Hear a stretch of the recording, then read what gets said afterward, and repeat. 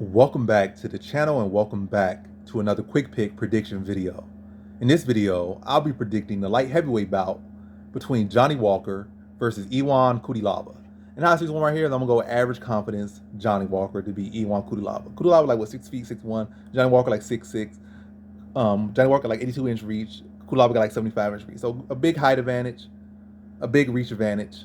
And Cutelaba, you might say, "Oh, Johnny Walker is this, Johnny Walker's dad," and like I can't really fade Johnny Walker. Ha, I'm fading Johnny Walker, but this is actually a pretty good matchup for him. Cutelaba ain't the greatest wrestler.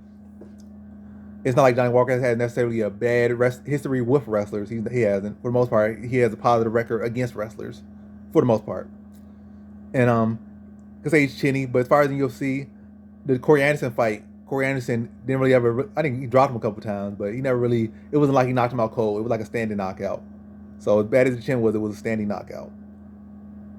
And Corey Anderson is far, far, far way better than Ion Cutelaba. Can't even mention those guys in the same breath, so that's not the same thing. And then you got another guy he beat that knocked him out. Jamal Hill, the best, without a doubt, the best boxer in the light heavyweight division right now, without a doubt, no question, best boxer, and probably what top 3 strikers.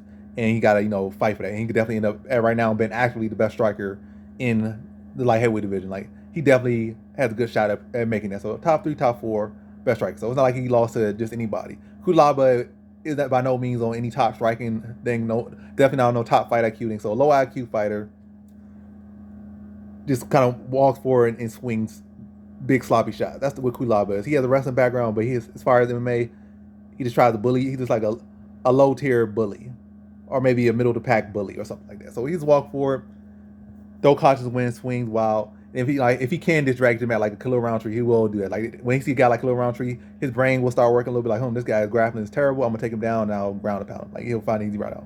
But with Johnny Walker, the takedowns don't feel like gonna be easy to come by. Also, Johnny Walker for Thiago Santos, who's explosive and hits hard. And I don't think at any point he was ever in big danger. He took some big shots from Thiago Santos. A couple big shots. Not like he got hit big the whole time. It was really a point fighting fight between the two. But he did get caught with some couple big shots, but he was never noticeably rocked in that fight either. So his chin not as bad as we make it out to be. And it's really those straight shots. And Cutelaba don't really throw straight shots. Cutelaba be shorter. Most of his swinging shots, he might try to throw overhand, but his overhand really ain't all that. Ain't nothing really to write home about. His straight really non-existent. It's mostly wild, sloppy hooks. Yeah, mostly sloppy winging shots. That's what Cutelaba brings. So, yeah, I really can't see where Cutelaba wins this one, to be honest. So the average confidence, but the fact that it's Johnny Walker, and he is not really in the best trustworthy spot, which is preventing this from being high confidence. But I like Johnny Walker, and also like his submission game. Well, really not his submission game. He does have underrated grappling, and he hasn't really used as much because he's been knocking. Well, his wins were knocking people out, but I can see he used his grappling in this one. Cause like I'm on the fence whether he's gonna TKO him, win a close decision, or submit him. But I'm gonna say submission. That seems more razzle dazzle, and it seems very possible. In Cutelaba, I think like most of his stoppage losses have become by submission, as far as in the UFC. So I'm gonna say submission, maybe like rear naked choke type thing. But I don't think it'll be guillotine. That'd be kind of questionable. Maybe arm triangle or rear naked choke. Rear naked choke or arm triangle.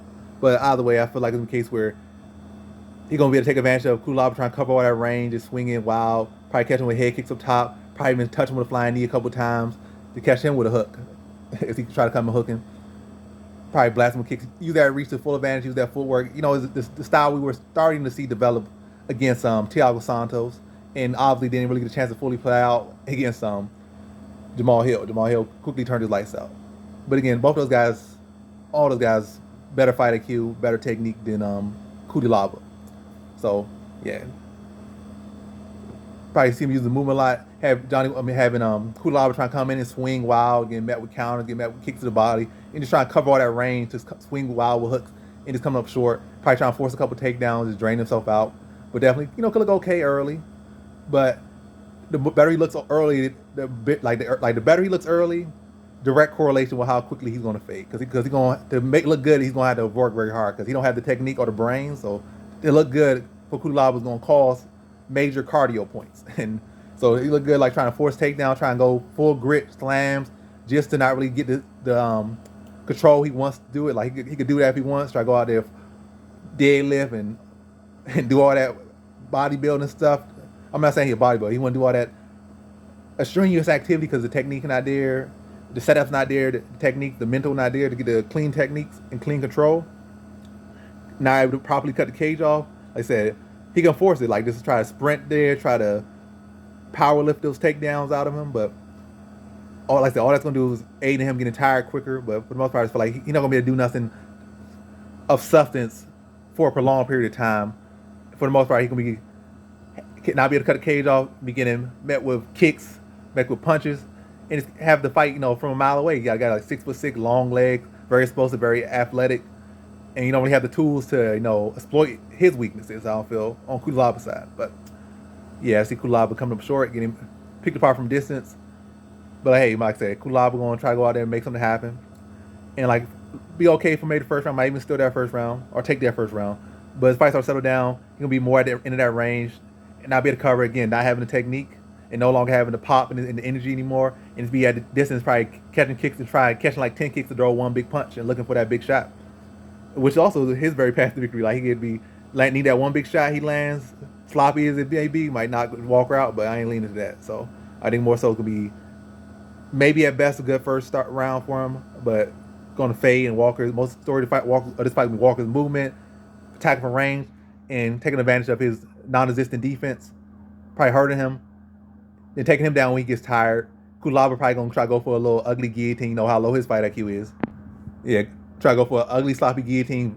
You can fit a whole subway train through his grip. Just drag him right to the mat.